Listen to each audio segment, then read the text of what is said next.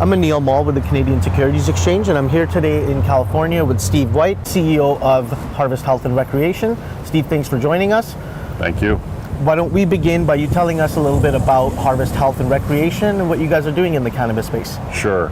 We're a multi-state operator, vertically integrated. We have licenses for over 70 retail dispensaries and more than 15 cultivations and more than 15 processing facilities across the United States. Now, I know you guys have put together a strong management team in the recent weeks, I should say, to see the project forward. Why don't you talk a little bit about who you guys have brought on board? Yeah, so initially we brought on a gentleman by the name of Steve Gutterman, whose background includes stint at E-Trade Bank. He's the president of our company now. We also added a gentleman by the name of Kevin George. Okay. Kevin is our chief marketing officer. He comes from a background at Unilever and at Beam Suntory. Then we also added a guy by the name of John Cochran. John Cochran was the CEO at Pabst Brewing Company. He was the president and COO of Fiji Water. That's right. And before coming to us, he was the CEO at Loudpack. So obviously Harvest Health is more than just a dispensary. I know you've talked a little bit about the verticals. Can you elaborate a little bit on what you guys are doing? The way we approach different markets, it really depends on any particular state market. And so there are some markets where we are limited to retail, but in the majority of instances, we have cultivation, we have processing, and we have retail.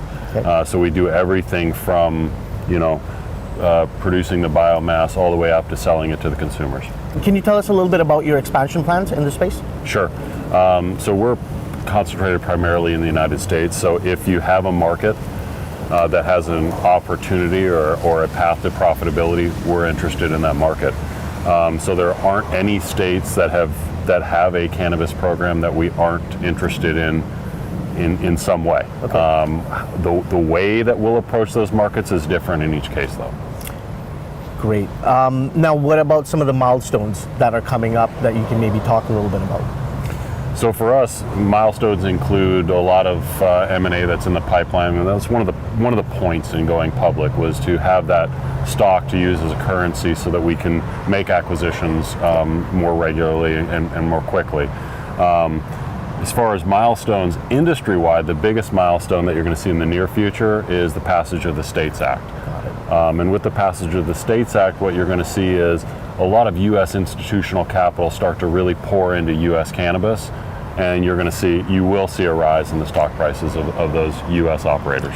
For people that might not know what the STATE Act is, are you able to maybe just give us a couple of pointers on that? So the STATES Act is a piece of legislation contemplated at the federal level, and what it effectively does is it says if a state chooses to regulate cannabis, then it is legal federally. And so presently right now, if a state has cannabis regulations, it's legal in the state, but illegal federally. Got it. So it effectively pushes the option to regulate down to the states and allows the states to regulate those markets. Understood. Now, as a public company that trades on the Canadian Securities Exchange, are you able to maybe talk a little bit about the go public process and how you found it and working with the exchange? Yeah, the process was an open one and pretty easy. Importantly, we had lawyers who had experience in bringing cannabis companies public at the CSE, so that was really helpful. It was also really helpful that the exchange was willing to meet with us ahead of time, go over what some of the expectations should be, and set us up for that process, so there were no surprises in it. Relatively speaking, it was a quick process. Got through it, got trading, and are using the fact that we are public to our advantage and to fuel our growth going forward. Can we talk a little bit about the potential within the medical cannabis space and what challenges do you see? So medical cannabis in the United States in particular, eventually you're going to see it in all 50 states.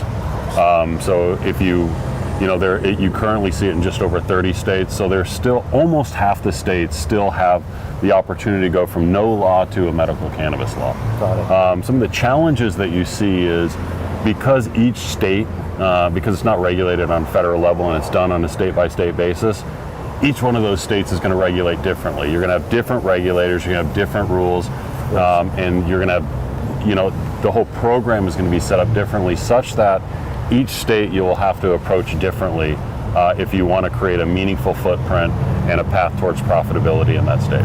Got it.